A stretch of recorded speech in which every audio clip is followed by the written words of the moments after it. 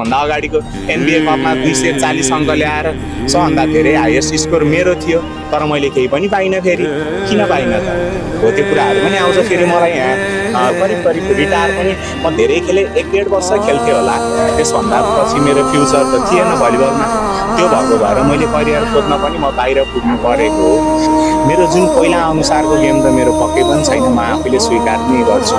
Plus म पहिलोचोटि चाहिँ मेरो जोन चेन्ज गरेर पनि खेल्दैछु होइन। त्यो भएको भएर मलाई अलिकति अप्ठ्यारो खेल्नको लागि त भइरहेको छ। तर म 1.5 वर्ष जति खेलेँ र 1.5 वर्षको क्रममा करिब 6वटा उपाधिहरू दिलाइसकेको थिएँ र सँगसँगै जब पुलिस क्लबमा खेलिसके पछाडि चाहिँ म त्यसमा बराबर कन्ट्याक्टमा खेलेको थिएँ र आर्मीको कोचहरूले फेरि त्यस पछाडि मन पराउनु पर्यो। त्यहाँबाट चाहिँ त्यहाँ चाहिँ कुनै पनि सरकारी कर्मचारी चाहिँ भइसकेको थिएन र कन्ट्याक्टमा खेलेको कारणले गर्दा यता मलाई आर्मीको